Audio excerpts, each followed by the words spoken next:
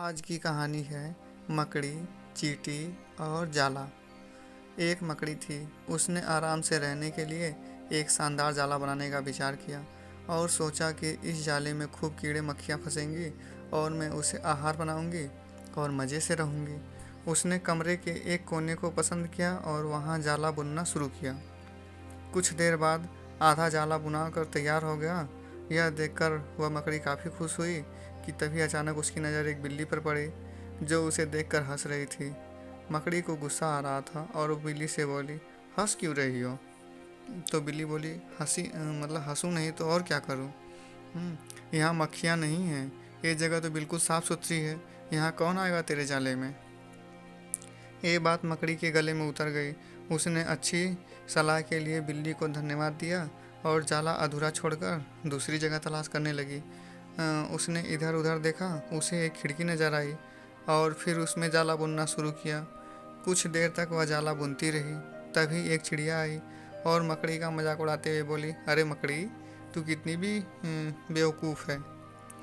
मकड़ी ने बोली, क्यों? तो चिड़िया ने उसे समझाने लगी, कही, अरे यहाँ तो खिड़की से तेज़ हवा आती है, यहाँ तो तू अपने जाले के साथ ही उड़ जाएगी। मकड़ी को चिड़िया की बात अच्छी लगी और वह वहाँ से भी जाला अधूरा छोड़कर चली गई। अब कहाँ जाला बनाया जाए, वह काफ़ी समय तक सोचती रही।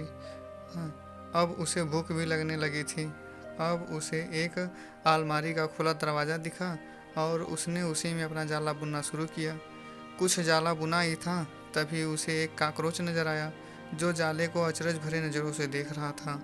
मकड़ी ने पूछा, इस तरह क्यों देख रहे हो? काकरोच बोला, अरे यहाँ कहाँ जाला बुनने चली आई? ये तो बेकार की अलमारी है। अभी ये यहाँ पड़ी है, कुछ दिनों बाद इसे बेच दिया जाएगा और तुम्हारी सारी मेहनत बेकार चली जाएगी। यह सुनकर मकड़ी ने वहाँ से हट जाना ही बेहतर समझा। बार बार प्रयास करने से वह काफ़ी थक चुकी थी और उसके अंदर जाला बुनने की ताकत ही नहीं बची थी। भूख की वजह से वह परेशान थी। उसे पछतावा हो रहा था कि अगर पहले ही जाला बुन लेती तो अच्छा रहता, पर अब वह कुछ नहीं कर सकती थी। उसने उसी हालत में पड़ी रही। ठीक है। जब मकड़ी को लगा कि अब कुछ नहीं हो सकता है, तो उसने पास से गुजर रही चींटी से मदद करने का आग्रह किया। चींटी बोली, मैं बहुत देर से तुम्हें देख रही थी। तुम बार बार अपना काम शुरू करती और दूसरों के कहने पर उसे अधूरा छोड़ देती, और जो लोग ऐसा करते हैं उनकी यही हालत होती है।